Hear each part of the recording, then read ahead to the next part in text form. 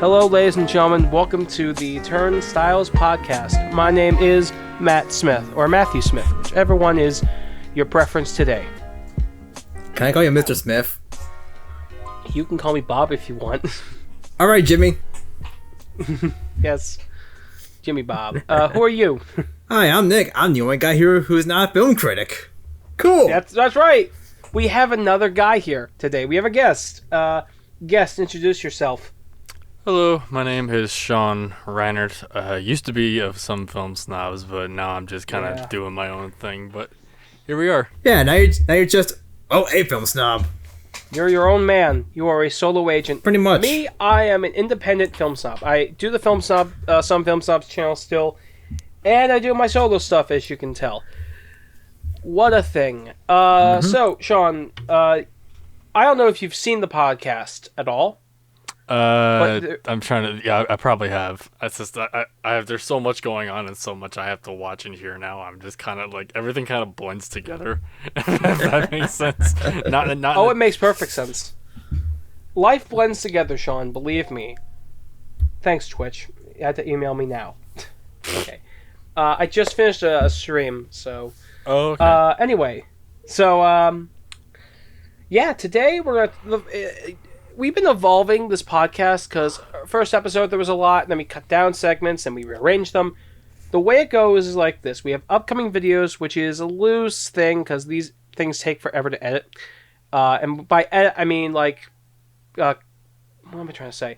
Basically, Put together, cut down the redundancies, cut down the stuff we want cut out, stuff like that. Essentially, cut the bullshit, get to the meat. This might not be too much. This might not be too edited.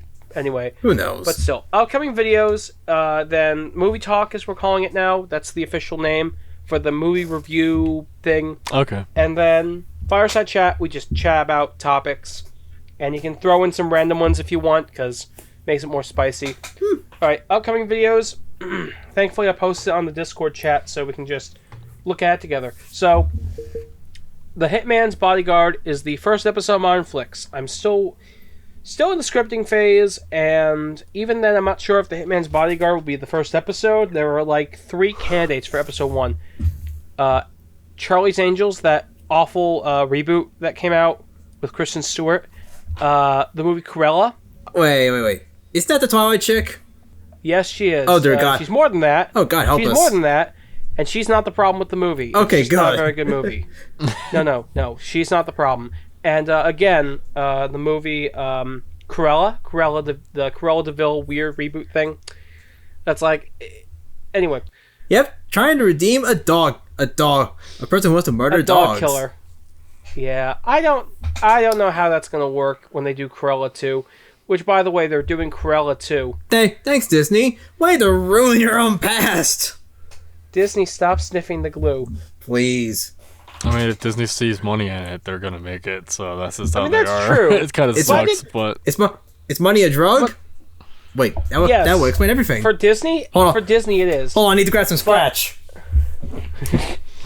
But I don't think it did well. That's the reason I mentioned the whole thing, because I don't know how well it did. I mean, if they're making a sequel, it probably did well somewhere. That's true. Plus, I gotta remember this is COVID time, so yeah. I think they're taking that into account.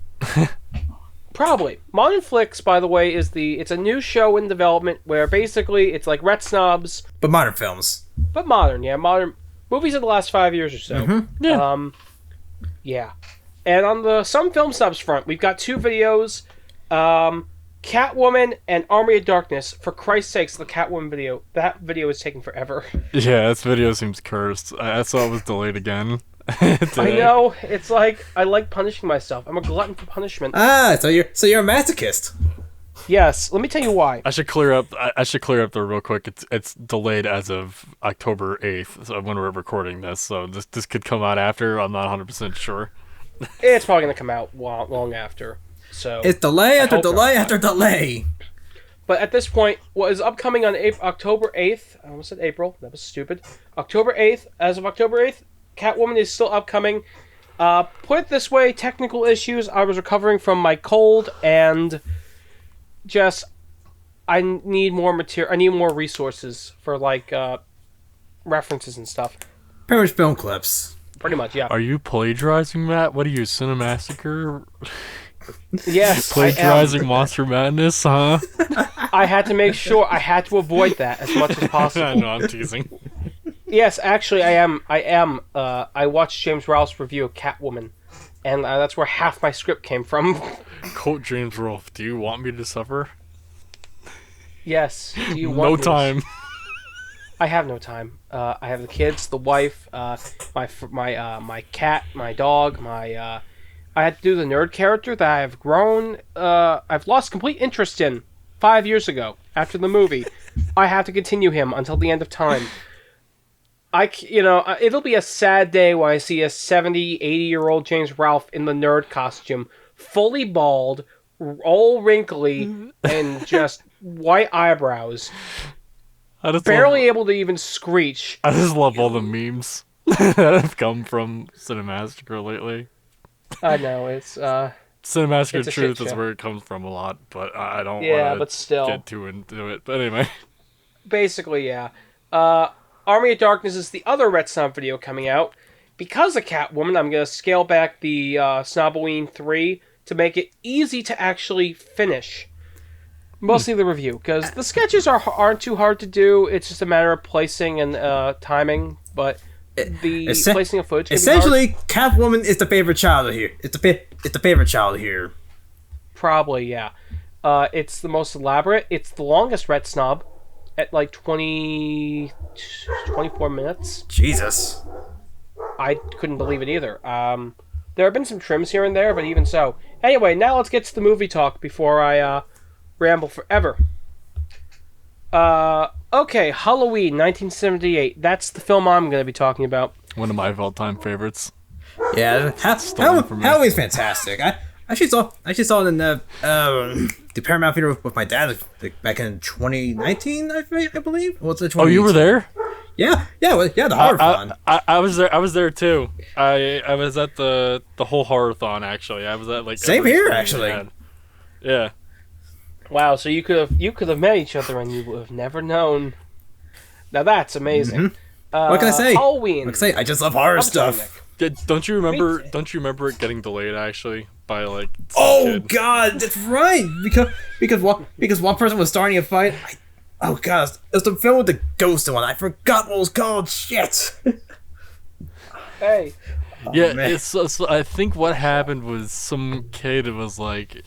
Maybe they thought it was the reboot or something because they have the same freaking name. Of course they do, and yeah, I guess they wanted their ticket money back, and they were just gonna leave.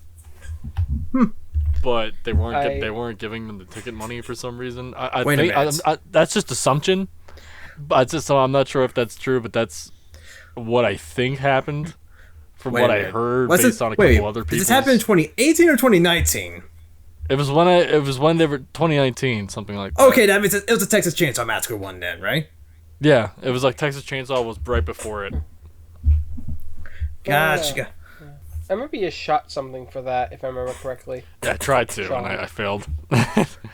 Nice go. Honestly, if I ever have the materials, I will make that into a film sub archive video. I did get the guy that was in the Leatherface costume to do the Leatherface dance from Texas Chainsaw 2. Oh, that is awesome. He was really good about it. He was really funny.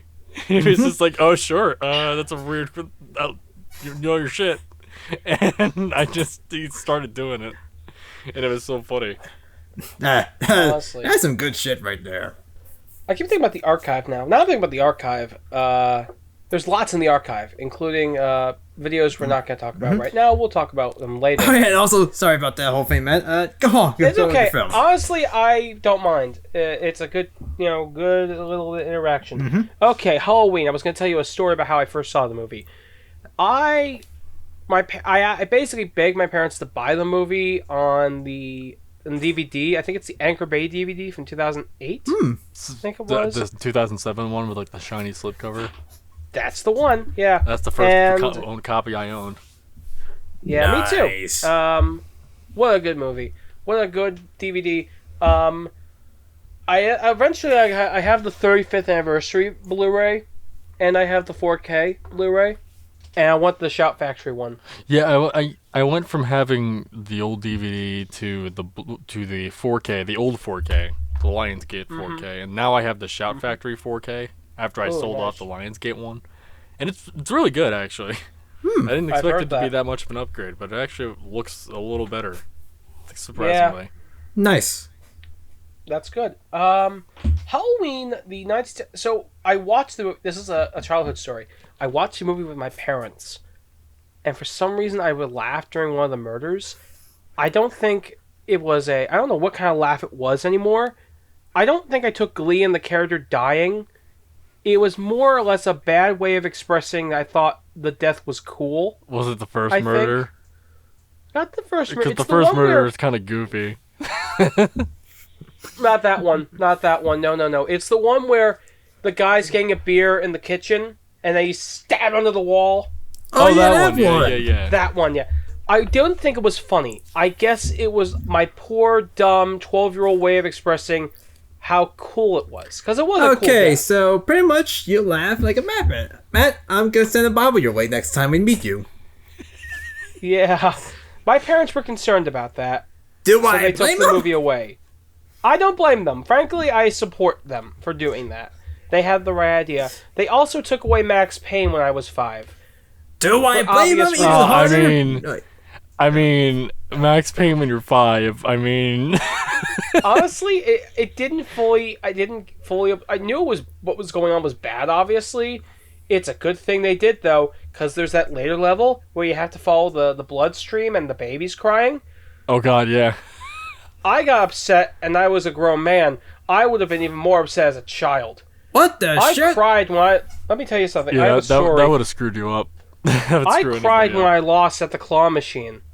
You know the claw machine? Yeah. Yeah. You know? Yeah, those things are rigged. I was in a mall. Yes, and I cried. I had my own little public meltdown in the middle of a store. Now, I remember I was probably 5 or 6. So, no, I was not a 25-year-old man crying in the middle of a convenience store like a crazy person. Anyway, there was some fun stories there. Halloween. Let's get back to Halloween. The first Halloween, I think it's it is one of my favorite horror films too. By the way, I almost reviewed it for Mage Movies, or I guess it would have been Turnstiles Movies at that point, and it never got published. You know why? Why? Oh, okay. The reason why is because there was no script, and I just made it up off the top of my head. Oh, okay. I remember. It took me. I was trying to remember. Yeah, that was that later... The late Mage period was improv, basically. Early stuff, there was a bullet point script. Or in the case of Werewolf in London, there was a full script. There was a full script for Werewolf in London? I couldn't remember. Yes, there was. One of the few times, at least for the plot summary. I'm sure for the parts where like, oh, this is my favorite character. I liked the character David. He was my favorite. I liked the part where he turned into a werewolf. That part was probably a bullet point. Nicely done, Matt. Expressive. Real expressive. I am an Academy Award-winning writer now. Give me your Oscars, please. Anyway, Halloween. I keep going back away from that. But Halloween, it was the first horror film I owned, but it wasn't the last. I owned that one. I own a trio of horror films. And they were taken away in different ways for different reasons.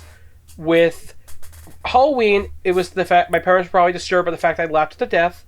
Obviously, I would be too. I forgot why Friday the 13th was taken away. If it was, it might have been the same as Halloween. Considering it's a slasher film, gee, I wonder why. I don't remember much of. I mean, I've only seen the whole thing not too long ago after I got the Shout set. Friday the 13th. Really? And, yeah, I had seen the ending. I knew how it ended. Just like in the Film Snob reviews, my phone has to ring. Nice. It's just beautiful. Anyway, I've been drinking fluids, by the way, to keep myself healthy. Alright. That's the part where you clap. Good thing I have water here. Anyway, you get a single clap. Thank you. The third movie that I got taken away from me at a young age, for obvious reasons, was The Fly. The David Cronenberg... the remake? Oh, Jesus. The remake. David Cronenberg. Wait, is that the Jeff one? Goldblum. Okay, yeah, that's the one. I was about to ask if it was Jeff Goldblum and whatnot. Trust me when I say my parents had the right idea. Yes. That's a chaos theory. Love Jurassic Park. Okay, so those are the three movies that over the years I've watched them all at some point. The Fly I watched when I was a young teen. By that point I had grown enough that I was fine. Friday the 13th I watched recently, and Halloween I had quickly gotten back. That was the first one I think I got back, was Halloween. That's my favorite of the three, probably. I know they're so radically different, but Halloween has done the best of the story. It established Jamie Lee Curtis as a star. I don't think it was her first movie, but it was like one of her earliest movies. It pretty much established her as a star on her own. Exactly. Like, it wasn't just her being compared to her mom. It wasn't just, it was... She wasn't being compared to her dad either. Curtis. It wasn't, Janet Lee. She was... Janet Lee's daughter. She wasn't Janet Lee's daughter or Tony Curtis's daughter. She was Jamie Lee Curtis. And that's the film that did it, Halloween. I love a lot of the practical deaths. The first death is a little... wonky. Yeah, but it was 1978. Mm-hmm. I do have to say, it does have Michael Myers kind of well in that regard. Mm-hmm. Doesn't go into too much detail. Doesn't we have to know exactly why he was the way he was. It leaves some mystery to... You don't know why he became a killer. You don't know why he did it. You just know that he did it. It's one thing a lot of horror films now are kind of missing. They're kind of missing that mystery, like, what is this aspect to a lot of things? Because that's why I love the original so much. It's just, it kind of makes you, like, question things, and, like, it makes you think. When a lot of modern slashers don't really tend to do that. They just give you all the answers, and kind of makes you brain dead, really. Seriously, the modern slasher. You see this bitch? She's gonna die. And here's why the killer's doing it.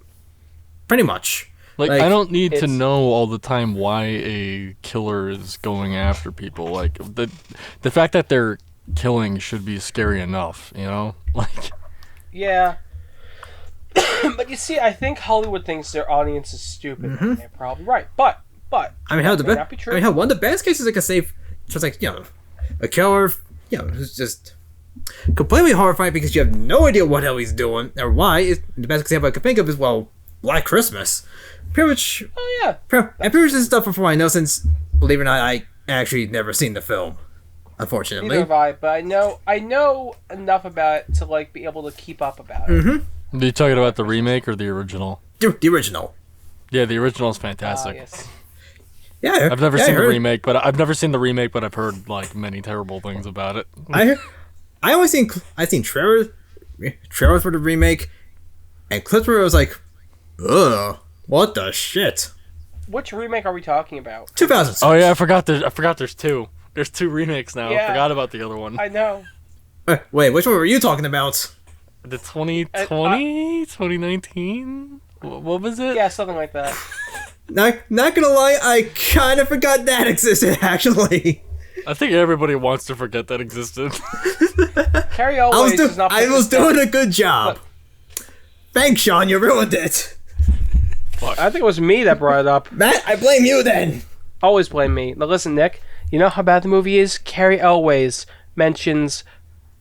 Oh fuck! What was it? There was some stupid kids movie he did. It's not the Teletubbies, but it was something very similar. The Oogie Loves. The Oogie Loves. That's the movie I was thinking of. What? He puts the Oogie Loves on his resume. I'm sorry. Before what? He puts Black. Okay, Nick. There's a movie called The Oogie Loves. I know about the Oogie Loves. I seen Cinema Stop. So have I, man. Carrie Elways plays that bubble cowboy. Oh no! Thing. That guy. Yes. No. Hold on. Yeah, you can cry in the corner now. Hi. He put Oogie Loves on his resume. What the hell? That's just sad. I can't. I am busy. Yes. I'll talk to you later. Okay. Sorry. Is everything all right? Let's everything's all right. Just some nothing at all. Okay. Nothing to worry about. All right. There is something to worry about. The bastard put Oogie Loves on his resume. I mean, it is certainly better than Black Christmas, the remake that nobody remembers except for me and Sean. That's and a double whammy. Thanks. That's a double whammy. What if you put like both on his resume? Like, Great. You're never working get a job again. I can see it now.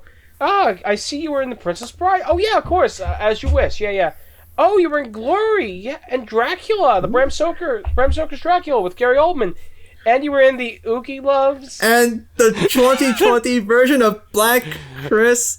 No, you're fired. Your career just went ew. Like, Yeah. like it didn't just go down. It just like shot down. It got shot down like the Ducks and Duck Hunt. Like Just like the dog and just like Ducks and Dog in Duck Hunt. I must Dog Hunt. That would be a fucked up game.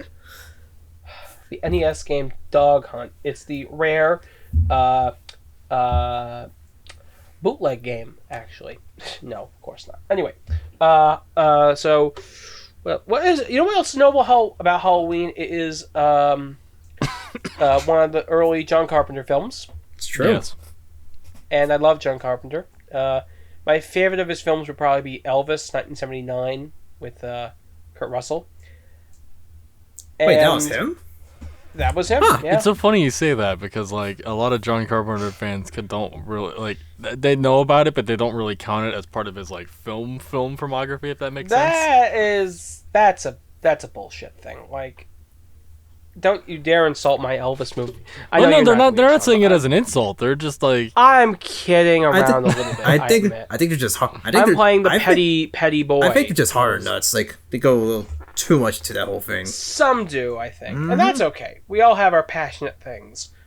I think you know what? maybe I'm what? wrong. I don't know.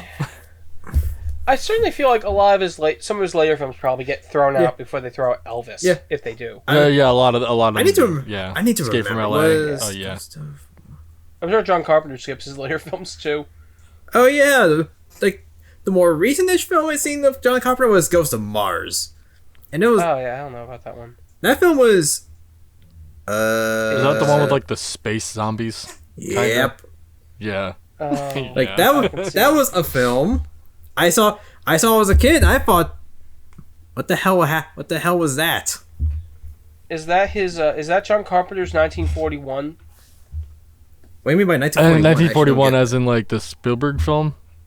Yes, it's a Spielberg film. I guess. Yeah, I've never seen 1941, so I don't know. Me neither. I wouldn't have. know. I'm the only one who's seen it. It was written by Robert Zemeckis and Bob Gale, Oh, okay. and Okay. Robert Zemeckis should have directed the movie. It probably would have been better off if he directed. Makes Not because Spielberg's a bad director. But it wasn't his thing. Yeah, it doesn't fit his whimsy and his style of film. And like it's like sandwiched in between Close Encounters, which I think critically did well, but financially didn't, and E.T., which Financially did well, but it wasn't as critically received well as Close Encounters. And I meant to say Raiders. Raiders came out in '81. Spielberg basically directed that movie. So Well, I should clarify. E.T. is more commercially appealing to people than Close Encounters. E.T. Which is why I phone made my home. You got 10 cents. yes. So Halloween. I keep talking. There's one of the things I remember I made in my review actually was I kept saying the word totally. Totally. And you can probably totally. And you totally know why I did that. I totally know why I did it. Totally. I totally get it. Totally. That would... I don't know. Now I'm just thinking, what would my censor bar be for that video? Because if I were, like... The obvious. William Shatner's face. What? You have to. It makes sense. The mask is a William Shatner mask, painted white. I think the eyebrows were ripped out. Or it could be like somehow a Photoshop version of the character. Yeah. Whatever the character's name is that says totally all the time. Yeah, that You would just be get her that'd head be good too. like from a shot of her just like smiling or something, and it just right like totally over it or something like that. Yeah, honest to God, that would work too. It would be great. But yeah, so Donald Pleasance I enjoy as Dr. Loomis. He's not as insane as Malcolm McDowell. I always thought that part in the Halloween remake where he said, "Fare thee well, oh my brother Michael, fare thee well." I thought, would you like to watch a viddy there, Michael? That's right, Michael. We're gonna watch a viddy. Are you sure? Real horror show. Are you sure Malcolm McDowell was not the one who's supposed to be in the insane asylum? I'm sorry, I'm trying my best to do Nadsat from A Clockwork Orange. Because I'm trying to make a joke that Malcolm McDowell as Dr. Loomis is basically Alex from A Clockwork Orange. And it did not work. I have never seen all of A Clockwork Orange. I haven't seen Clockwork Orange at all. All I know is the thing in the rain scene. You haven't seen all of A Clockwork Orange yet? You did a whole scene recreation of A Clockwork Orange? Sean, I watched that part of the movie and nothing else. Oh wow, I didn't know that actually. To watch that project, after making the project, I never wanted to see the movie. Nothing about disturbing content or anything. I just, as a form of protest almost. But Stanley Kubrick doesn't care because he's been dead since the 90s. And plus he's got the money from this shit anyway, so... Yeah, I have the Blu-ray of it. The old, or the 40th anniversary Blu-ray of it. I need to get the new one. And yet, you don't watch it. This is... Yeah, I'm pretty sure Clockwork Orange for you is a love-hate relationship for you, isn't it? Yes, it's like Charlie. Okay, we're off. Okay, let's get back to Halloween. Right. So here's the plot, because I don't think we did that. 1970, something or other, 1968 or something like that. 1968, Michael Myers kills his older sister, and he only has one sister. What a dick. That's it. There is no other sister. There's only one. He kills his sister. He's sent to an insane asylum. A decade later, in 1978, he breaks out. Is Dr. Samuel Loomis, who is named after Samuel Loomis from Psycho, goes on the hunt to get Michael. Michael returns to his hometown and stalks the teenage girls in town and kills them. Beautiful plot summary, Matt. A+. Not much to say except 10 out of 10 could use more trauma. Alright! And I want to briefly mention Halloween 2018. Terrible title, pretty good movie. I haven't watched it since it came out, actually. I need to watch it again just to see if it holds up. I want to see if I was right about the door. Because I forgot how that started. But somehow, Jacob said something about the door. The last room in the door. Or, not room in the door. Last door in, like, a room. I don't remember if like I said that she closed the door behind her, or Jacob said that. Something like that happened. I think I know what you're talking about. I have to watch it again to figure it out, because I'm trying to rewatch it before the new one comes out, because they're streaming it straight to Peacock and NBC's streaming service. So that's good. I don't have to get up and pay $15 for a movie I'm probably not going to enjoy. I don't know. I don't know if I'm going to enjoy the new Halloween. I don't have too much faith in that film. No, I don't either. Especially considering, I don't know. Especially considering maybe just like the third Halloween film from this new series. Then again, maybe because I'm not taking it seriously, I might be surprised, but I'm not entirely sure. I mean, I heard the first one was pretty decent. I'm not sure about the second one. I can't remember that one. It was good, from what I remember. The one thing I'll say is, I don't remember how the killing went. The only other memory I have of that video is where I asked if somebody said my name, and you and Sean, you and Jacob were like, "What is wrong with him?" Nobody said Matt. Alright, I'm gonna take the bets right now. My bet: Jamie the Curse character dies. Michael lives somehow, goes on, makes more money with the sequels. I like to think that Jimmy Lee Curtis lives until the next Halloween, because it is a two-parter. It's like a back-to-back kind of thing. It is? Yeah. Yeah, it's Halloween Kills and Halloween Ends. So I wish I knew that part! So I'm assuming she might die with Michael, but anyway. It's not gonna end, Halloween H2O is the end. Halloween ends when there's no more money. Jason Blum in the search for more money. Yes. Oh, yes. He's Yogurt Jr. now. God. But yes, title aside, it was a good movie. Rob Zombie Halloween, I don't ever want to see. I haven't even seen the whole thing, but I don't want to ever see it again. Cool. It's a gross, dingy, disgusting movie, and I know that was the idea. So, a Rob Zombie film. A Rob Zombie film. It would work. His style works better with his own fully original thing, because you don't have an original to compare it to. Yeah. Like, there is no other Devil's Rejects. Mm-hmm. There is just the one by Rob Zombie. There is no other, like, House of 1,000 Corpses before Rob Zombie, I would think. It's just Rob Zombie's thing. Pretty much. So, it's unfair that, the biggest film he's probably... I don't think the biggest film he's ever done, but one of the big films he's done is the Halloween remake. Probably is the biggest movie he's ever done. Probably. And, pointless origin story. Laurie... I don't mind an update, a change, but like there should be a balance, or at least a more. You have to realize if your main if this character is your main character, right? You have to make sure they're not the most annoying, brattiest character on the planet, because your audience will be stuck with them for 2 hours. Sorry, that's not an unfair rant. I have to watch that movie again. Even if I have to watch Laurie finger fuck a bagel. I'm sorry, what? In the Halloween remake, Laurie Strode literally finger fucks a bagel.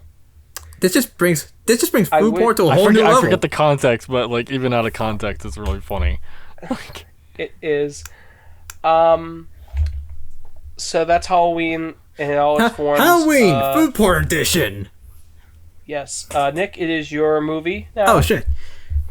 The movie I'm going to be talking about, for as long as I humanly can, if I can remember, if I can even keep up, would be the 1931's Dracula. Because, that's the most recent film I've previously seen on Svengoolie at that point. Good choice. Pretty Always much. A good choice. Oh, they had it on Svengoolie? Awesome. Yeah. They had, like, let's see. I love Svengoolie. Shit, what the hell? When the hell was it? Let's see, the second one. Oh yeah, back September 18th. That's when they had it. Oh, okay. Ooh, if only I had seen it then. I tried to watch it on Peacock, but it's a premium movie. Oof. Oh yeah. My mother bought the digital copy, and I think the digital copy is basically a DVD master. I have my feeling. It had the FBI warning. Like it was on the old DVDs. It had the 90s Universal logo, and the sound was really noisy. I have I have it on Blu-ray, Matt, so I can, because you and I share movies with each other all the time, I can just send you that. But anyway. Mm-hmm. Good. I'd like to see it. I think I have it. That's the problem. I can't find it. My mother has a copy on Blu-ray too. Don't worry, I got you covered. I couldn't find it. Thank you. That's all I needed to. Oh yeah. Okay, where was I? Oh, I'm sorry. Yeah. But I'm trying to get my. Not gonna lie, it's gonna be hard to try to get my faucet together since I'm not the greatest at this, admittedly. Neither am I. So you've got this. But yeah, pretty much Dracula. It's a vampire movie. You're in. If you don't know that, get out of my life. Get out of my life. Just no problem. Goodbye. I thought it was a movie about lovers and other strangers, but apparently it's about vampires. Disgusting. I have to go now. I thought it was a Miles Davis biography, but alright. Damn it. Damn. Miles Davis biopic. Well, I mean, I'm out of here. Okay, yes. I just realized this chair gag does not work when there's no camera on. I know. Okay. Get back on here. Bela Lugosi as Dracula. I think I got a Nick, you alright? I think I got a cramp. Ah, shit. I hate cramps. Note to self. Don't do stupid shit. I had to write that in like capital letters with exclamation points at the end just to make sure I don't forget. Mm-hmm. No, anyway. But yeah, Dracula. Pretty much Dracula, great film. I like the suspense of Dracula. I like the suspense of the film. The care. Yes. Shit. I like where you're going. I really do apologize. I started to get thoughts going for films and whatnot. Trust me, Sean knows me. He knows me pretty well too. He knows how I ramble. Don't worry, you're doing fine. No, I ramble too. You think I'm a professional? What are you kidding? Yeah, none of us are professionals. I'm the least professional, probably, of all of us. For me, it's just more trying hard. It's hard to get like thoughts together, and in a good cohesive way. That's the problem. I get that. I used to be the same exact way. I still am many times. But yeah, I mean, I do like Van Helsing. That count of. Oh, I forgot what name Dracula takes up in that film for a while. Not Alucard. No. It wasn't Alucard because that's Dracula's son. Yeah, Alucard exactly, Dracula's son. Yeah. But point is, he sees some previous Van Helsing sees there's some weird shit going on, especially with the mirror when he sees there's no reflection from him, and tries to make Dracula see his own quote unquote reflection, and just smack the damn mirror away when that's like. Yeah. He's luring that it's a vampire one, huh? I also like the part, the little confrontation when Van Helsing brings out the cross. Oh, yeah. There have been so many different interpretations of that over the years. And, I have to say, the original film is good, but the one thing that's a little weird for me is that there's almost no music. That's right. I always found that amusing because it kind of tells people that, hey, this is Hollywood trying to adapt the sound still. Exactly. I think I remember hearing from Van Gogh that I think it was a Spanish DVD version that has the music and whatnot. Yeah, the Spanish version of Dracula, which was filmed simultaneously with the English version for the Spanish market, is almost an entirely different movie. And they basically, there's a lot more music cues in there. There's a lot more camera work, different kinds of camera work. It's actually a little longer than the original. Really? And it's arguably better than the English version. I have heard that.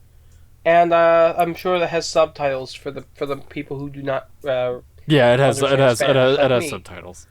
Fantastic. That's some pretty cool shit. I have to say, Dracula is that original film. Most of my exposure to that film was a bit of a viewing on Netflix, and the Mel Brooks parody. Oh, Dracula Dead and Loving It. Dead and Loving It, which is it's like parts of it. It's basically a parody of the. It's like the original film, but they parody elements of other films. Now, every version of Dracula has different, has big changes in adaptation. Yeah. I just find that, yeah. Like Renfield in this film, he's not the solicitor in the book. That would be Jonathan Harker. And I admit something. Sometimes you just make changes in adaptation. It doesn't matter. Mm-hmm. It's just interesting here. Like to the point where Hammer's Dracula had no Renfield. Oh, well, that's right. Yeah. Kind of weird. And the 90s one had freaking Tom Waits as Renfield. Oh, yes. That is a casting choice. I like that. That's a good casting choice. I'm a Tom Waits fan, so anytime I see him, I'm like, ooh. Yes, I loved him in Mystery Men. That was a good part. Mm-hmm. It's interesting how different it is from, let's say, Nosferatu, which I did have to watch for... yeah, that's right. I remember watching that film, many years ago. Yes, we watched it together, you and I, Nick, in high school. Actually, I lost my second time watching that film, believe it or not. Nice. Mm-hmm. I don't know, Sean. You wouldn't have been able to at the time. That was the first year C-Tech for me. Oh, okay. I watched Nosferatu, and we had to have a permission slip in order to see Dracula, the Bram Stoker's Dracula. Oh, obviously. Really, the 90s one? Really? We need a permission slip for that? Because titties. Anyway. Titties! That made it worth it. I'm pretty sure my dad would have not cared, maybe because it's a Dracula film and whatnot. Yeah, really, my parents were okay with it. Also, I was 17 at that point, so it's like, does it really matter? Well, I guess most parents at that point, when you're in high school, just kind of understand that you can read into subtext, because the subtext of there's a huge sexual subtext to Dracula and the story of Dracula and vampires and stuff that. So of course, believe me, I didn't need subtext for that. I saw two girls making out in a rain. Yes. I kind of remember that too. I don't think there's any subtext for me on that one. I think it's just blatant. It's just the text. The text. Oh, It's that's not how subtext, that works. It's text. Yes. That's a good one. I will say though, even without the score, it does. I love that opening tune they use. If I can do a vampire movie, I want to use that somewhere. Swan Wake. Yes, I love it. It fits so well for that. I really would like to use Swan Lake again. I actually want to watch that film. Well, again it's public domain, point. so Perfect. I just need to get yeah. it's probably why Universal used it back then. Probably. But Bela Lugosi, he's a very good Dracula. Oh yeah, definitely. If I had to rank my Draculas, I would put him very close, if not at the top. Sorry, Nick. Go on. Oh no worries. Pretty much, it's okay. Dracula has that charm to him. Like, someone you wouldn't think wouldn't do so much. He seems like a very classy guy on the surface and the voice and whatnot. Yes. Yeah, Bela Lugosi's Dracula has that like charm and charisma to him that a lot of other Draculas really don't have. Mm-hmm. They display their kind of charisma and stuff like that in different forms, but you see Bela Lugosi and you're like, oh yes, that is Dracula. Yeah, and that's definitely fair in their own right. What's the? Have you ever seen the Jack Palance Dracula? Who? The 70s one?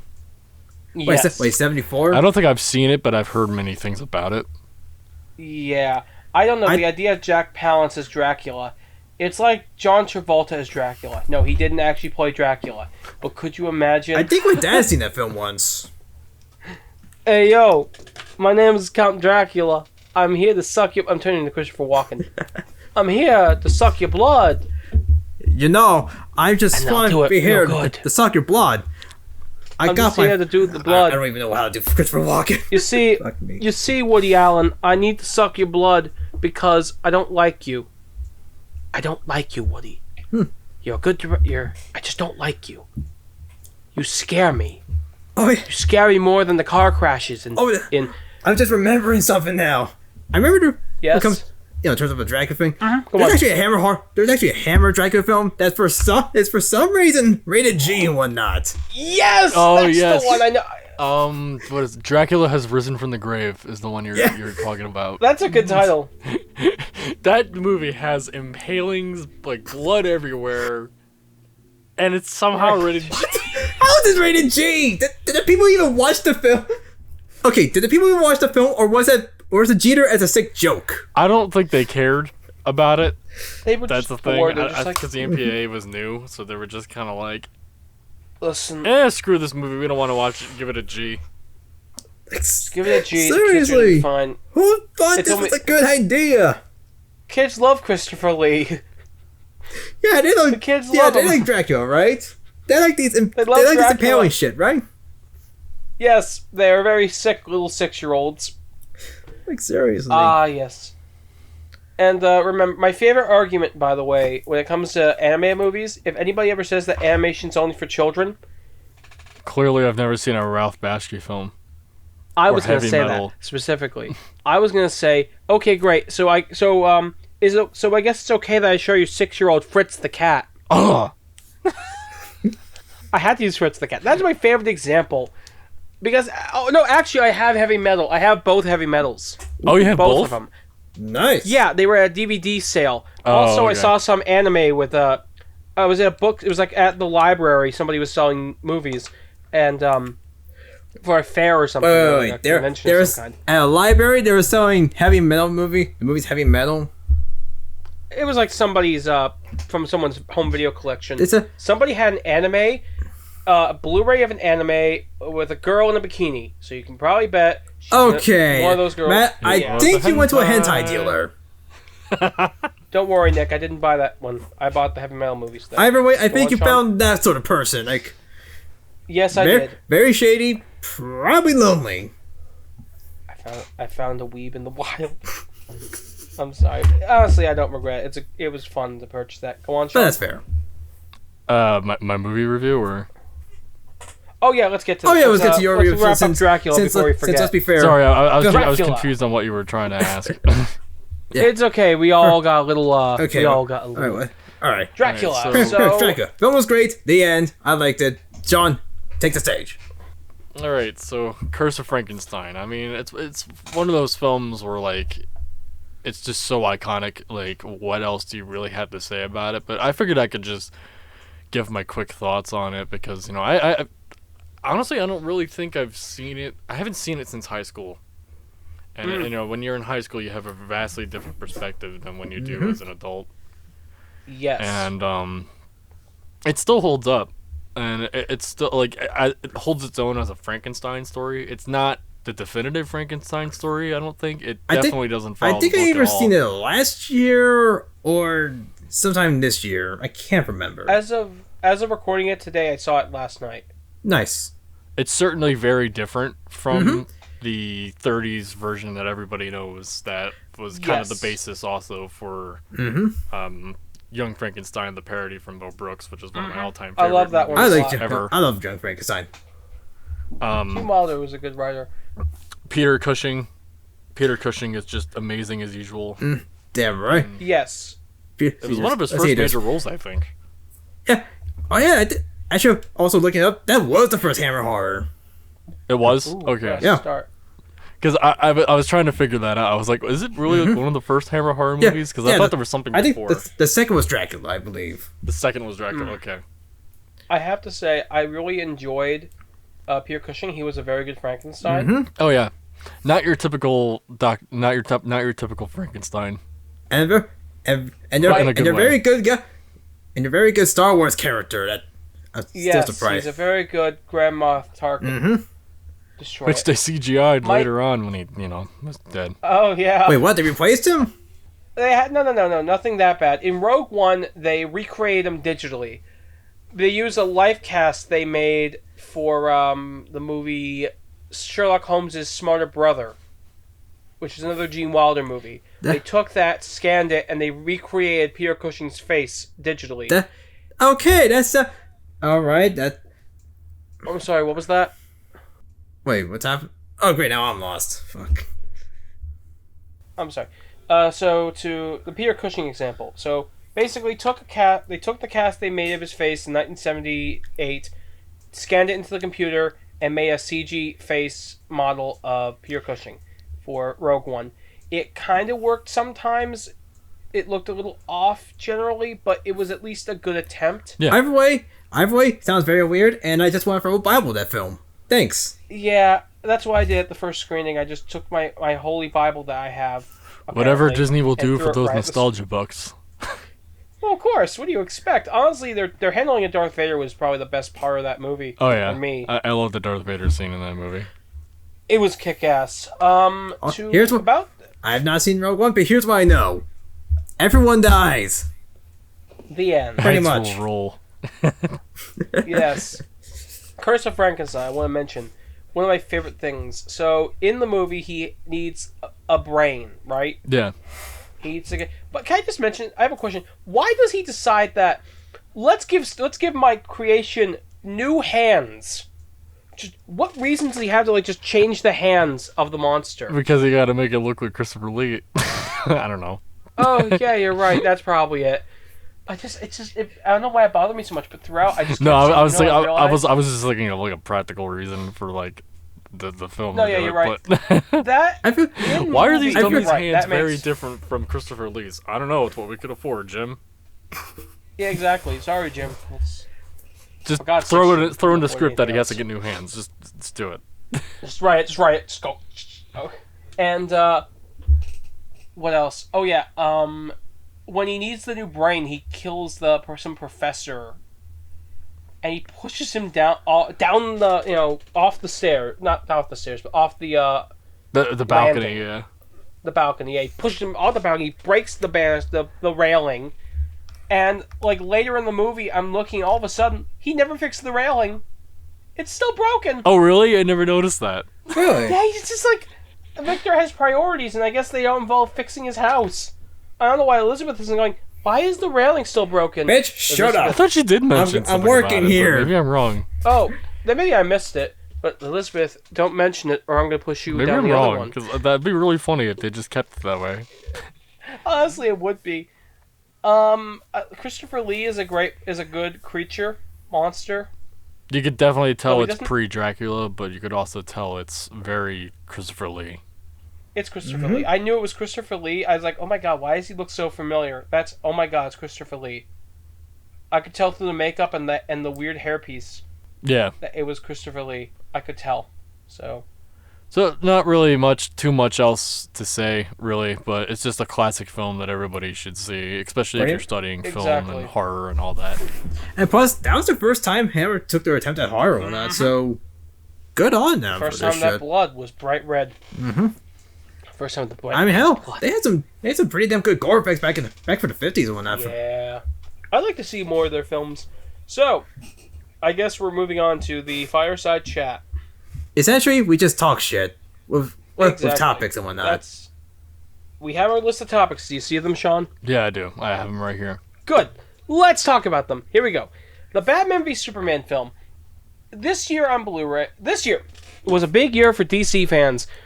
The Snyder fans creamed their pants. They wet themselves with excitement. Even grosser. They got very excited. The Snyder fans got very excited and good news, I am not a Snyder fan because I was not too much of a Man of Steel guy. I did not. I liked Man of Steel when I saw it in theaters. I think Man of Steel's fine. I don't really like the other ones. Yeah, I don't think it's. I don't know. It is DC's underrated gem, but only because the other film. Here's the thing: Man of Steel is a good film. It's the best film probably outside of Wonder Woman, the original. What about Shazam? And Shazam, yeah. I wasn't really that into out of the Shazam, many. But I understand why people like it. That's good, yeah. I don't know the appeal with Man of Steel. I don't like the darkness, the gritty, dark Superman.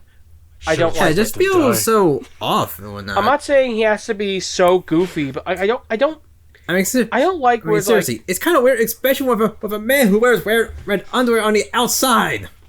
Oh yeah, they got rid of that. Which means I would have kept it. Even though it looks silly, it also breaks up the constant blue streak of his costume. Gives a little variety, and it's supposed to invoke the strongman look. You have the red cape already, so I mean that kind of. That's true, yeah. I just prefer it. My defense is I like it. It's not good. It's not a logical defense. It's an emotional one, but it's very much how it's an okay film. That's the only film I've seen from the DC Cinematic Universe. That's it. We had to compare that to the original Superman. I remember that. That was another C-Tech thing. We had to compare the 1978 Superman to Man of Steel. I was not good comparing. He had I can easily compare. That same teacher had us watch Unbreakable, and he had us analyze it basically as a superhero movie. But the thing is, he didn't tell us it was a superhero movie until after we saw it, because of the twist of it being a superhero kind of thing. I already knew that. I already seen Unbreakable. I didn't. At that it was point, already a film. That was a shock to me. Oh, did not know that. But yeah, so Superman 78. I love the tone of the original film. I think it's pretty perfect tonally. Some of the dialogue could, if they were going to make it again, they could. All they have to do is update the dialogue to be more modern, and you'd have a great movie. Anyway, but that's not my point. Batman v Superman. They did because Zack Snyder's Justice League came out. Remember that? Yeah. Remember that snooze fest I didn't even watch all of? All 4 hours. I remember it existed, and I couldn't. Pretty much. I got to the part where Wonder Woman got to the cave, and that was it. I stopped. Yeah. I couldn't get through. All right. Here's what I know about Justice League. People saw it. It was disappointing. The extended cut happened. People have an orgasm. But even though it's literally like the same exact movie, it's just stretched out to an absurd length, and darker. Yes, it is. Sadder. Okay, I understand, and I'm just gonna preface this ahead of time before people get mad at me. Yes, I understand it's his vision. I understand that the Whedon cut sucks. I know the Whedon cut sucks. I hate the Whedon cut. I don't really think this new cut being his version necessarily has to make it equate to making it a better movie, because it's still the exact same movie. Pretty much, yeah. I mean, it's not the exact same, but it's very similar. It's very similar. So why are people creaming their pants over this? Because it's Zack Snyder. Zack Snyder got his vision. He got his vision. He got his way. And the thing is, I didn't like Batman v Superman. I enjoyed it in the theater, but thinking about it, it lingered in the back of my head. I just didn't think it was that good. I saw the extended cut when it came out, and did I really need to see Ben Affleck's bat ass? The only No. Zack Snyder movie I've ever been really to get behind in terms of his DC stuff is Watchmen, but only the director's cut. Yeah, no, I understand. It is more faithful and has more material from the book. Oh, wait, the ending sucks in both Watchmen, the book, and the movie. Yeah, he did. Oh, I never knew that. I remember that. That was a big deal. All I know is there's a glowing blue guy named Dr. Manhattan. That's about it. And his penis is out throughout most of the movie. Gross. Well, yeah, because it's radioactive, probably. I mean, look, I don't care what anyone says. I don't want to see a grown man. I don't want to see a giant Smurf dick for 2 hours. It's the Smurf dick. It's the Smurf part that is. I don't want to stare at a dick for 2 hours, but I'd rather stare at a regular dick than a Smurf dick. And plus, what the fuck did I just say? No. Can we just acknowledge it? I've finally lost my decency barrier. I don't have decency anymore. Matt, you hung with me. What decency did you have here? Good point. So, let's get back to what I was talking about with Batman v Superman. Batman v Superman. So, Justice League comes out, and the big thing everybody points out that's obvious from the get-go is not the color grading, it's not the new footage, it's that aspect ratio. Now the film is in 4:3 because that was Zack Snyder's original vision. Whoa. I don't know why I don't like the idea of it being 4:3. It makes it feel like weird old TV. It's supposed to be IMAX, that's why. Oh, yeah. It's supposed to be like an IMAX aspect ratio, and it's open matte. A lot of people thought it was cropped, but it's not. It's open matte. I knew it was open. I figured it was open matte because you see more image from the top and bottom than you would in the Justice League or in the Whedon Justice League. So I figured it was open matte. I do, I guess, find it strange in terms of. I mean, I don't mind it personally because I watch so much different stuff, but like, I guess in terms of like the modern audience, as studios would like to put it. Yeah. 4:3 is kind of a weird choice because they're always like, what are those black bars on the side of my TV? I don't like that. And then they put the zoom option on and then they make it, yeah. It looks like shit. Yeah, I hate that too. I have to say, I mentioned it because Batman v Superman, they released a new 4K Blu-ray of it that includes all the IMAX sequences in 4:3 now, in open matte 4:3. Yeah. I wanted to know your thoughts on that. I know Nick is probably for good reason he's not really into that. Pretty much, like universe. It's more because I just don't get the point. That's it. Okay, Sean, your opinion? I'm fine with it, but the only reason I'm really fine with it is because I'm used to that kind of thing. I guess for the general audience, they'd be confused. Kind of like the old Blu-rays for Dark Knight. Where it went from 2:35 to 1:77. Yeah, because it was trying to replicate the IMAX feeling. But the thing is, I guess if you're gonna make it a 4:3 IMAX, it'd be a little more jarring. Yeah. So it probably would be. I think it's fine. It's probably just another way for Warner Brothers to make money. Of course it is. Probably. Honestly, and I don't hate. I don't know. For me, I've always liked the 2:39 aspect ratio. It's like a personal. Of all the aspect ratios I could choose, that's the one I like the most for film. Not that no other aspect ratio is. Not any other aspect ratio is invalid or anything. It's just that. I don't know. I've always liked the widescreen look because a lot of the movies I like are in that look. Rocketman, Bohemian Rhapsody. I'm trying to think of an older film. Not The Godfather. That was 1:85, but 2:39 Chinatown. Even though that's an okay film. I know there are other. Terminator 2 is a good one. That's 2:39. Like films like that. Actually, Spider-Man 2 and 3 and Superman the original. So I do prefer 2:39. You know what it is? My problem is not that they're switching aspect ratios as much as it's instead of going from 2:39 to 16:9, which isn't as big a stretch. It's like it's just opening up the screen a bit, but it's still filled the sides. It's a little weird to have like two different styles of cropping. It's not wrong. It's just not something I would be used to. Yeah, I can understand that. So, again, look, it preserves the original aspect ratio of the footage, so I'm fine with that. That's okay. It's just something I'd have to get used to, I think. I don't have the film. I don't think I'm ever going to get the movie. Lex Luthor's plan was so stupid. Like, the whole... First of all, how could Superman not hear the fucking bomb? Like, I can understand if it was like a lead-lined wheelchair. Can't see through it. He can't see through lead. But he can't hear through lead either. Like, he can't hear the ticking bomb. Tick, tick, tick. Hey, what is that thing? Oh my god, it's a wheelchair. I'm pretty sure, considering, it's in a very solid room, I'm pretty sure you can hear that shit from an echo. The sounds going on in that room in general and whatnot. Especially if you're Superman. And I'm also thinking... Unless you have a padded room, I doubt you can hear that I doubt he cannot hear that shit. Why doesn't Bruce Wayne at some point, like, okay, hey, does he keep getting his stimulus checks? Yes. Then why is he, what's the problem here? Why, I know, this, I don't even know what I'm talking about anymore with the stimulus checks. But all I know is, Bruce Campbell, I think, also pointed out, Superman could easily defeat Batman. Oh, yeah, totally. Space. Yeah.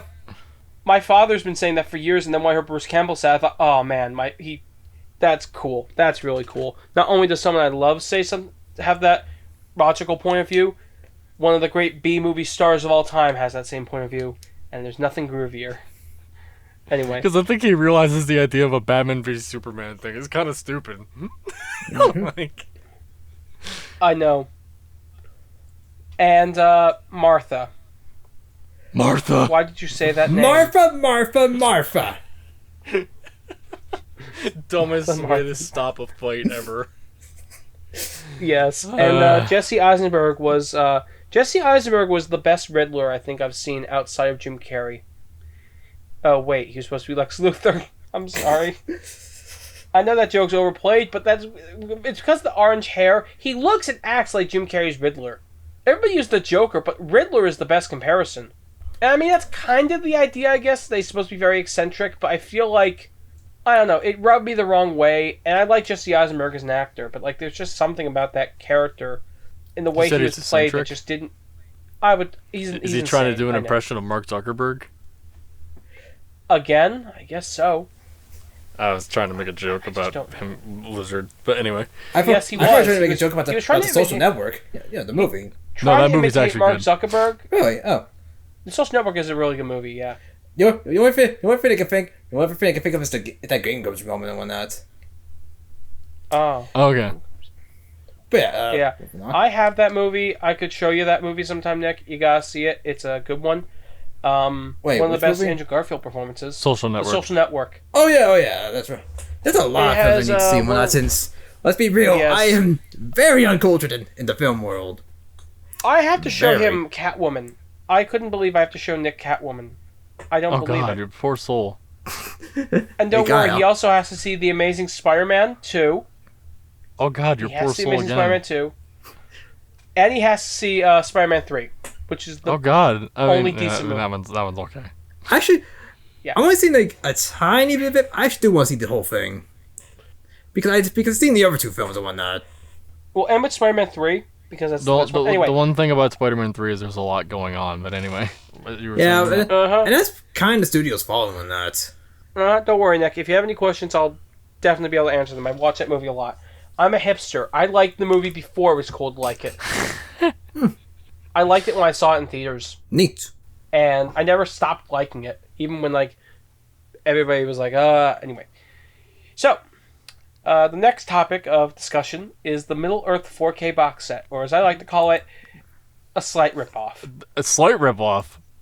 I was going to call it a huge ripoff. I was putting it nicely, Sean. I want to be a little nice. I'm not nice about it.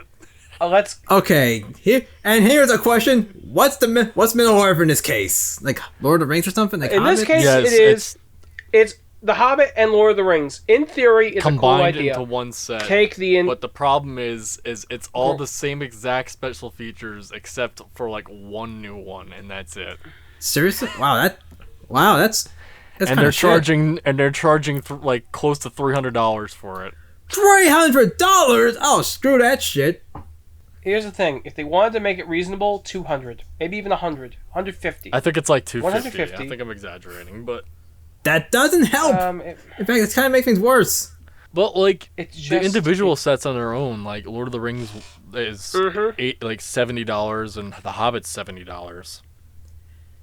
So... You still get a better deal! That's still 140. cheaper. The thing is, you don't get special features, but the thing is, do people even really watch special features anymore, unless you're a home video enthusiast? I mean... Or a filmmaker? Probably not. Or a researcher of some sort. Like the general buying public, you think somebody's going to turn around and go, oh, a behind-the-scenes commentary. I don't know. Here's the thing. If they really want... It's a very confusing thing for me. The good news is that they do have, if you wanted to get the set for the remastered Blu-rays, they have remastered Blu-rays of the different cuts coming out. Yeah. Like different box sets, like for the extended... But the one thing I admire is they didn't just do an upscale. They didn't just do an upscale. They like went through and like remastered almost everything they could to 4K. I'm okay. Neat. I don't mind a little... okay. I don't mind a little upscaling in my... For me... I wish that it were cheaper. Because I want it. I do want that set. I'm not here for the features. I want the movies. Yeah. I want the 4K for the home video, and I want the Blu-ray for myself. Anyway, this is not on the list, but I kind of want to mention it. I have a 4K wish list. Yeah, yeah. Does that surprise me? No. Like, not like an Amazon thing. I mean, like, I made a wish... No, it does not surprise me either. Anyway, I'm going to tell you my wish list. I feel like telling you, because why not? It's not a bad thing to have on podcast. Let's see. I need to find it. It's somewhere. Oh, here we are. Okay, so the first thing on my 4K wish list, it's a Prince 3-movie and/or 4-movie collection. It is a bit of a fantasy, because it includes Purple Rain, Under the Cherry Moon, Graffiti Bridge, and Sign of the Times. Sign of the Times has a weird legal... money in it. What? I think the Prince estate would have to see money in it, and that's why they're not doing it. That's one thing, you're right. That's fair. Purple Rain 4K would make it okay. That one would do well. The other... Sign of the Times, the concert film, would do well, too. It's the other two films that are a bit in the... That's where the question begins, because Under the Cherry Moon is not a very good movie, and neither is Graffiti Bridge, from what I remember.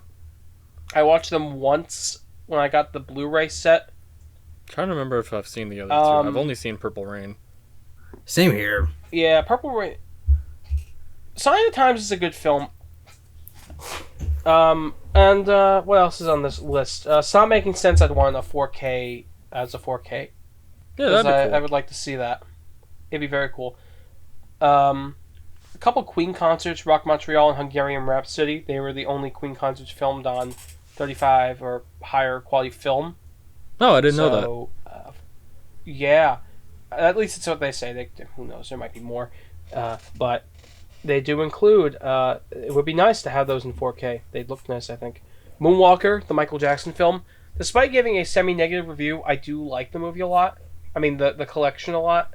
That's what it is, the short film collection. Have either of you ever seen Moonwalker? No. I have a long time ago. The fifth thing is the Santa Claus trilogy. Oh, that'd be interesting. I want them to include in a deleted scene segment, because I want them to have the balls to have the 1-800-SPANK ME deleted scene. I want that. I'm sorry, what? No, they have to include it. They have to include it in the film. You can't, not as a bonus, in the film. Whoa. Time out. 180-SPANK ME. What? Nick, in the original theatrical cut of Santa Claus and the Laserdisc, there is a scene where his ex-wife gives Scott a phone number for her mother, and he reads 1-800-SPANK ME. Oh my god! That was a... Nick, it gets better. That's a real phone sex line. And people were calling it. What? Yes. So they cut it out of the movie. I didn't know it was real. Because of that. Wow! And even if it wasn't, kids still tried to call it. That's funny. And I'm sure parents... I mean, that's fucked up, but that's funny. I know. Honestly, of all the things, it's one of the more harmless things. Harmless? They call those... Kids call the phone sex line. Define harmless in this case. I don't know why I said harmless. That was a brain fart. That was a horrible brain fart. It smells. Have either of you heard Beyond the Sea? I have. I think so. I think I have. Isn't that a Frank Sinatra song? No, but it would have been cool. It's a Bobby Darin song, and it's a movie about Bobby Darin. I want that in 4K. The reason it will not come out in 4K, 2 words, Kevin Spacey. Yeah, that's probably why. Like, it's not that he's in the movie. That's not the reason. The reason why is I don't know if he wrote it. He might have had a hand in writing, but he directed the movie. And that's where the problem comes in.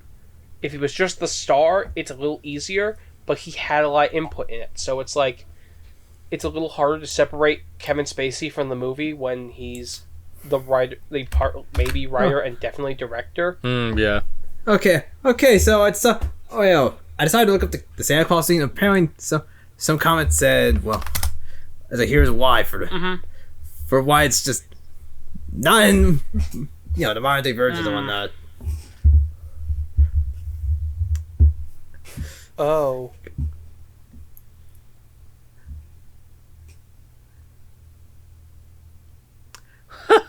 Yeah, I can't believe that does sound. Do you want me to read this for the sake of the podcast? Do it. Go ahead. Right. I want to hear you do it. So the reason why that scene was cut out was on older releases of the film, Tim Allen made a sarcastic remark, which included the line 1-800-SPANK-ME during the film's release. A woman near Cleveland, Ohio, called the supposedly fictional number for her curious grandchildren, and it turned out to be a phone sex line. However, it wasn't until 1997 when Disney received complaints from parents whose children called the number and racked up huge phone bills. Did the studio take action and cut the line? Hang on. The studio took action and cut the line from future releases. Disney also said that they would purchase the phone number to disconnect the servers. This part of the film was also cut on the DVD's release. So is it on the original VHS too? Do you know? Apparently, the comment above says still got the VH version that had the scene. Okay. Yeah, the comment above that said it was on the VHS. Huh. Well, you know what? That's 2 things that's 2 Disney products that lead to a phone sex line. That shit is hilarious. Don't forget about the Angry Video Game episode. I think that was a joke. Rabbit. I don't think that was real, but oh, thank God. I mean, that would have been funny, but that would have been hilarious, but I know, there's only one if only. The legend is true. Oh well. Okay, so now we know there's a Okay, so there's more on the so Beyond the Sea. I wanted to make a point. In the movie Beyond the Sea, we see young Bobby Darin, and they do a musical number where they transition from the young Bobby Darin to Kevin Spacey's the old Bobby Darin. The transition, I think, is kind of wonky. You can tell they're transitioning because they use they transition really. It's weird. They did a similar shot in Rocket Man, but they did a much better job in Rocket Man. But Rocket Man's like the better version of Beyond the Sea. Not that movie. Anyway, The Birdcage. Have you ever seen that movie? Yes, I have. What the hell is that? That's a classic movie. Robin Williams owns a nightclub, and Nathan Lane is one of the performers, and also Robin Williams' husband. And Robin Williams' son from a previous marriage is getting married. And her family is coming for reasons I don't want to get into, but it is, despite how I'm describing it in the plot, it's a very good movie, I think. Yeah, it is a really good movie. Very sweet movie. Now, Chaplin, that's a good movie. Yeah, that definitely needs an updated release. A new Blu-ray even. A remaster, please. Because it looks like a DVD put on Blu-ray. Probably is. Amazing. It's just like, okay, boys, just upscale that 480p master, blow it up. Okay, it looks great. Don't adjust the grain. Denoise it even more. Get rid of that noise. I do not want to see a speck of grain on there. Anyway. When Harry Met Sally. Great movie. And the last 4K movie wish list item is Army of Darkness. That is coming out on 4K. Exactly, but I don't know when exactly. They haven't confirmed a release date yet. They have confirmed they are working on it, though, so... That is true, but that's why it's the last item, because like I know it's coming out, but I still make a whip. That's a pre-order for me, what day they do. one. I hope. I don't expect it to be. I would love it if it was like, here's the original release, and we have 4K discs on top of that. I doubt that's going to be that way. I'm sure they'll like combine multiple cuts of the movie onto different discs, which they kind of did with the original set. But that was. By the way, I don't like the original ending of Army of Darkness. The one where he's in the apocalypse, or yeah, I don't like that one a lot at all. Yeah, I kind of like the good. supermarket one, as cheesy as it is. It's like, come on, do you have to punish Ash more? Like, you did that in the last movie and it was fine. You did it in the first movie. Does he have to keep getting punished? Can't he just have, like, some kind of satisfaction? Just something good happen According to the rules of the Evil Dead? No. Yeah, because shit always happens to him in the show, too, so... True, yeah. I'm not gonna lie, I kind of forgot they had a show, The Evil Dead.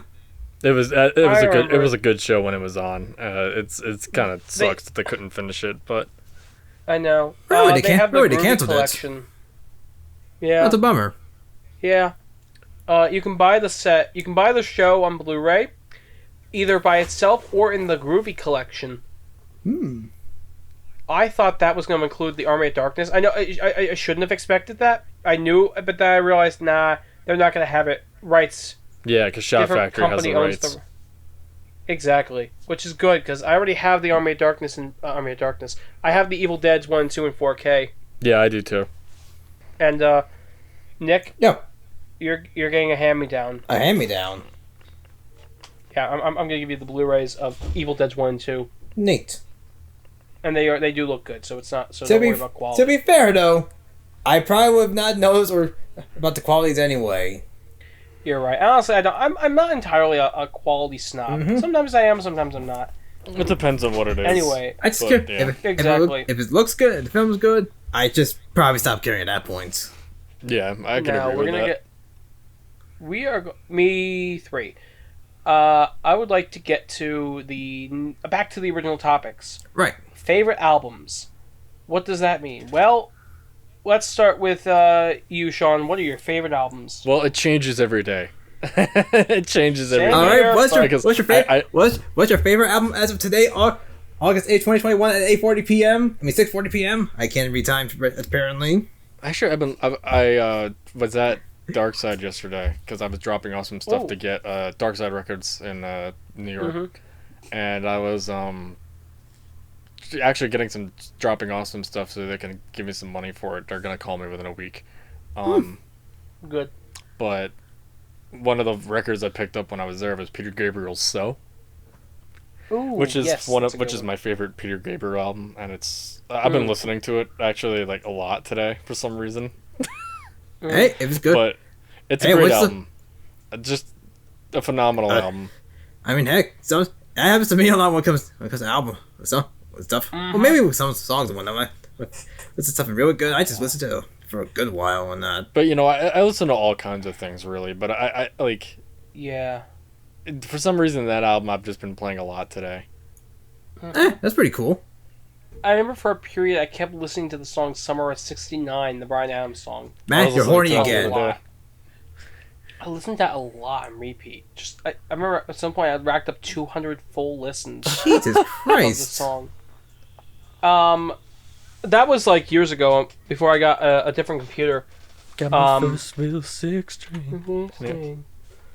But I did music. I think part of it is I did a music video for that song for my first media semester. So that's part of it. But also I just like the song a lot. I'm gonna see what the most played song in my catalog like right now is. At 137 plays. It's no surprise. It's Bohemian Rhapsody. Surprise? No, it's not a surprise. Not even close.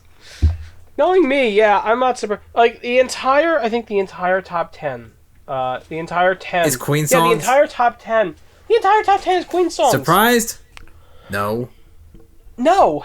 I'm very not surprised. And two of them are Fat Bomb Girls in two different forms. One of them is a live one of them is a studio version. Incredible. And Don't Stop Me Now, We Are the Champions, Keep Yourself Alive, Spread Your Wings, Doing All Right. sheer heart attack, and jealousy. Now, Nick, what is your favorite album at this current day, October 8th? God, favorite album, huh? I never really have one, actually. But one album I really love listening to, in more recent times, was the last album, Crimson Idol. That one was just goddamn amazing. Yes. Who was that by again? It's from the band Wasp. Oh, Wasp is awesome. Wasp. Oh, yeah. I like the name. For me, right now, currently, one of my favorite albums, I don't know about jazz, but I usually go back to jazz a lot. The Queen album, Jazz. Oh, okay. I thought you were saying, I was honestly, like, jazz? What? Honestly, I figured it was the Queen album. Yeah. Actually, of the Queen albums I go back to, the one I've been listening to a lot would probably be The Works a little bit. Huh. Maybe, actually, A Night at the... This is the hard part. Really, Thriller. That's not... Obviously, it's Michael Jackson, but that's one I've been going back to a lot. Thriller. Also, not surprised. Classic album all the way around.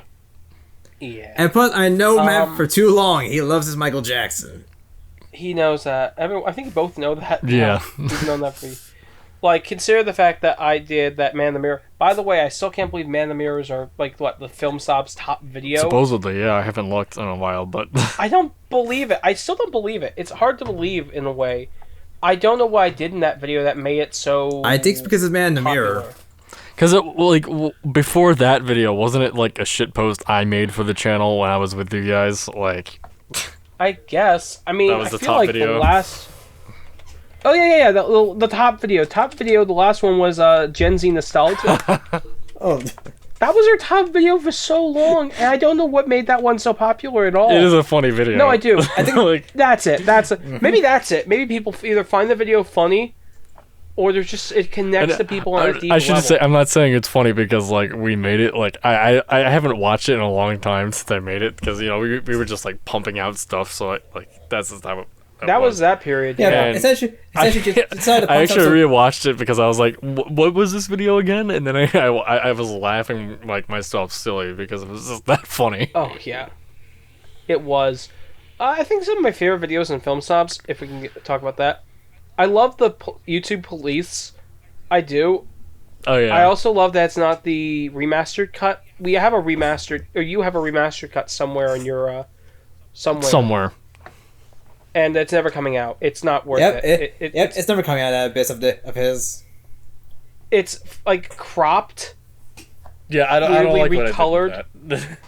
And the worst thing for me is you cut out the PSA part. You cut out one of the worst part of the video parts. to me because it takes. But that's my not the PSA. You should have kept the part where you say YouTube Police. You should have kept that part. Wait, you want to talk about that? Wait, that was the part you're talking about, right, Matt? Yeah, that editing part. I love that part so much. It's so ridiculous. And the whole thing is ridiculous. I remember before we put the footage in, I went through the effort instead of getting a fake VHS filter. I went through the effort of actually putting the video into a VCR onto a blank tape and then transferring what was that blank tape back to digital just to get the VHS effect. Dedication. I remember that. It was worth it. It looks great. That's the same thing you did with the Sonic Curse video, actually. Yeah. Similar, not the same thing. A similar method. But that was actually what I did for the Sonic Curse video. I actually have a Genesis, and that's what I used to get the footage for that. Nice. Oh, yeah. I recorded my whole gameplay session onto a VHS tape, and then I transferred that whole thing. Yeah. Because that was actually really my second time, I think, beating the game in full properly. But anyway. Oh, nice. Neat. There's other videos on here. The Clownface Killer and its prequel film, The First Kill. I like that both films are available now, so you can watch them both. Yeah. It's always nice. Christmas with the Cranks is a good one. Yeah, it's a good video. Because it's so random. And I really love Amazing Spider-Man's sketches. I've always said that. I love the sketches. There are things in the review, and I know there was technical issues with that copy of Homecoming. Yeah, that was weird. I don't know what the hell is going on with that. the only thing I really annoyed me about the Amazing Spider-Man is that there was no, you only acknowledged the Homecoming thing once, and that none of my points about Homecoming were in the video. Really? And I only noticed because I remember, the part where I talk about. Probably because I couldn't get the footage. Now that I think back, I figured that. For me, I would have rather just had a picture of Spooderman, but like styled like the Tom Holland Spider-Man. That would have been a great little visual gag. Like, even though it would undercut my serious point, it would be a better visual than nothing, or even having nothing would probably be a little better. But I don't know, I made a point how in the movie there was this cool moment he lifts the rock wall, the collapsed building, on his back like Spider-Man did in the comics. I like that part a lot. I thought that was so cool. Huh. So the original version of Die Hard's out. Nice. No, not really. It's not very good. Oh wait, is that the one with the 30 pizzas gag? It's the one with the 30 pizzas gag, which originally was a lot longer and a lot worse. I think I remember. I cut a lot of the dialogue out. I feel like I would have inevitably done that anyway, but I cut a lot of the dialogue out. You know, like I had a shot where I actually shot myself. I shouldn't stop there. I shot a shot of me going down the stairs and up the stairs, which were ultimately pointless. I originally recorded voiceover for the pizza guy, and it sounded like me, so I lowered the pitch of my voice, and I like the new edit better because it condenses all the fluff into a simple skit. In particular, I love the part where I laugh like a psycho. It's better.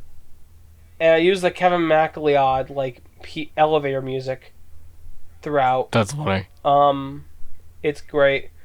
But basically, it's the same Die Hard review as before, as it was in 2018 with all the Die Hard background music instead of that generic hip hop music I was using. Okay, that sounded like garbage. So I have a question. This is kind of going off. What is the Shrek Retsnob, the Fireside Chat thing? Oh, that's okay. That's on topic. That is the next topic. Let me tell you, the Shrek Retsnob. I've always had feelings about that video. It's a okay video, but one of my problems with it, I feel like when I do the talking points, when I talk about thanks Twitch. When I talk about the Billboard, not Billboard, but the Guardian review, and I like shit on the guy, I've had feelings. I feel like I went too far, maybe. Oh yeah. I look back at some of the videos I've done, and I think I've gone too far. But yeah, I see where you're coming from. Yeah, I had that too with a lot of my videos. In the Shrek one, so in the video, I feel like my critiques are justified. It's just that I went too far in, like, shitting a little bit. I went a little too nasty, and some of the language was a little too over the top, I think. Yeah. You know, yeah, I get where that. Like I go, hey Scott, fuck right off. It's like, come on, man. It's Shrek. What did Scott do? What did Scott do? Yeah, poor Scott. The thing is, look, my feeling is not that he hates the movie. It's that he presented like it's the only opinion that matters. Yeah, there's a lot of that with film criticism now. Mm-hmm. And that's why... It's not because he has an opinion.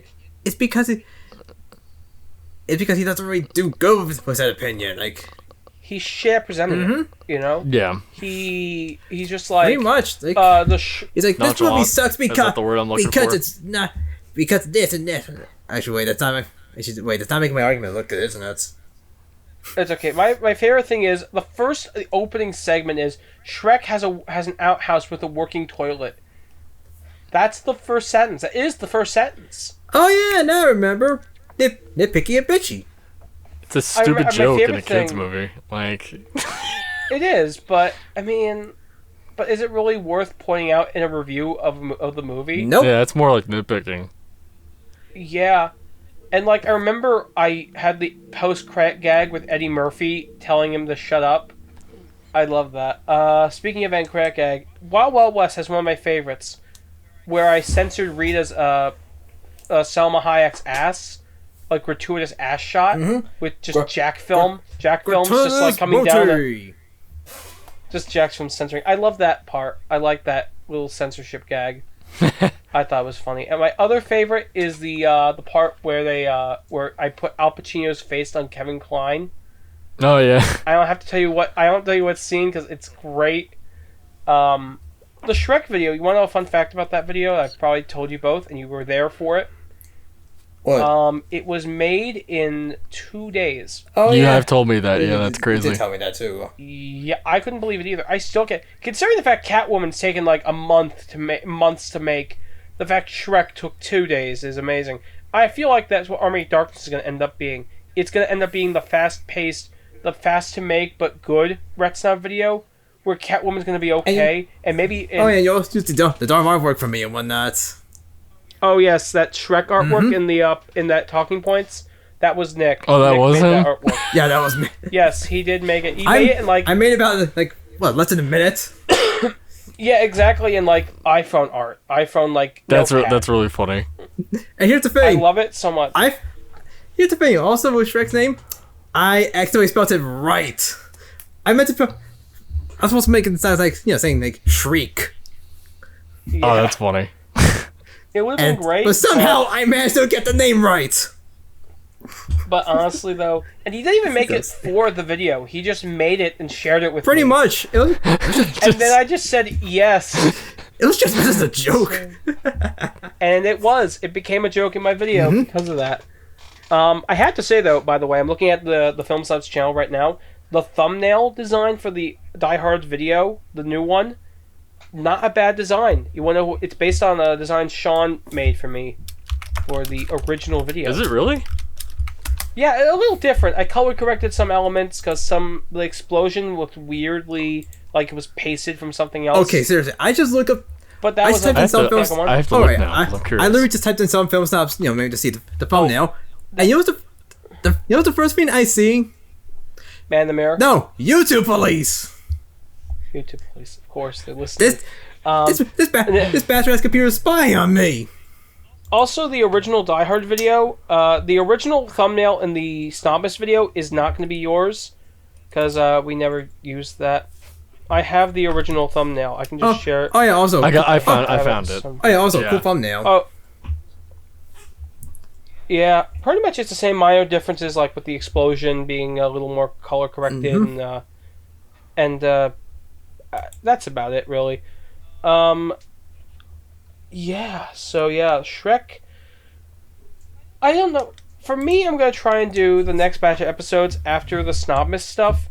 I'm gonna try and make them a little faster and a little more turbo-like, just because I don't want to linger on them for very long. No, that makes sense. Because I have to then. That makes sense. Because then, once I get the first videos up until April. Once April happens, I'm taking a break, and by taking a break, I'm basically making the finale. All right. The finale is going to be big. It's a big mammoth project. Like 30 movies and 3 videos, thankfully. Yeah, it's gonna be fun. That's gonna be fun. It's gonna be fun. It's gonna be huge. And I need a favor from you, Sean. Yeah. I'll talk to you about. I'm thinking. At the end of the video, I want you looking at your movie collection, trying to decide what to watch. I can do that. And the reason, because I want you to go through the movies, the same things. Amazing. Oh, you don't have that movie, do you? No, I still do, but no, I don't think I do. I don't, but I could look through similar things. But I definitely want to see the Teenage Mutant Ninja Turtles pop up. And you just say, fuck it, let's go again. And that's basically, I want to go full circle. Yeah, I could do around to the end. It'd be great. Seems like a good finale idea. Yeah, it's a little more a little nicer, and we'll have a blooper section with everybody from the cast. Like, just different bloopers of each cast member.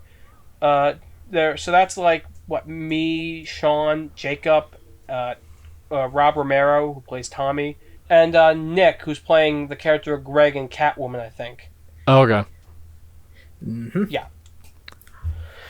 Oh, I forgot that I also play Merck, so, there's that.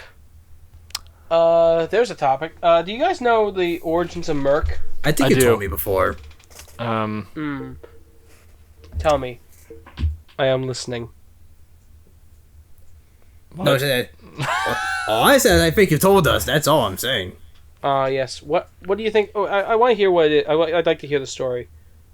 Like, didn't you get him as a kid? And yeah, a different version. Yes, a good pup. Mm-hmm. His name.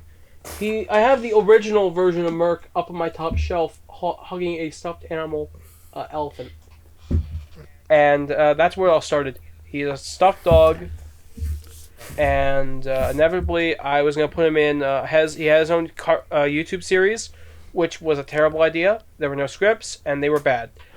And then Matt, what's up? I'm really sorry, but I do have to go in a couple minutes. No problem. I'll wrap it up. Basically, Merck the dog. He had his own show when he was Coco the dog. It was a bad YouTube show. I tried to put him in Mage movies. Mage movies ended. I had him in the background of Retsnobs. I didn't know how Jacob and Sean would feel. But you did it anyway. And you guys didn't seem to mind. I did. I don't think they mind background. Anyway, inevitably, I had him talk briefly in Home Alone when he said "ow." That was improv. And then Doolittle started talking, and now he's my favorite character of all time. Nice. All right, well, that's about it for the podcast. We're done here. Mm-hmm. Thank you all for listening. We will see you next month with just the two of us. And before I leave, do you mind if I just plug a couple things? Go ahead. Go ahead, plug.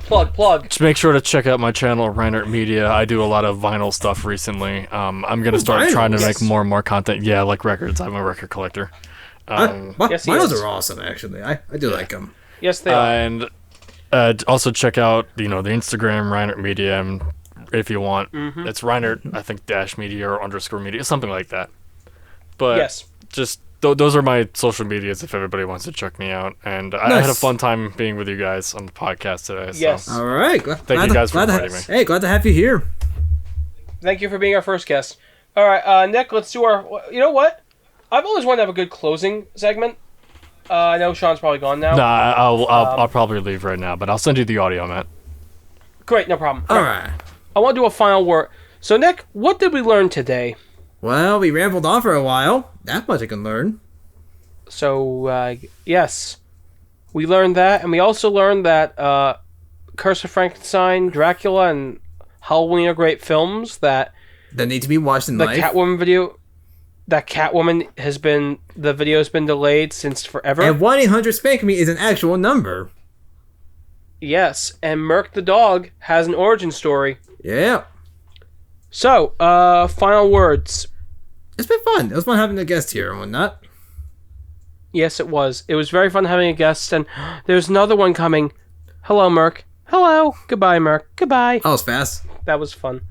Yeah, he's a good boy. He's a good, fluffy boy. He's my dog. He is my dog. Well, your stuffed dog, technically. Yes, but really, he's the closest thing to a dog I have. Yeah, pretty much. Like a real dog. He's my pet, basically. I have him as a companion to sit next to me, like a real dog. Mm-hmm.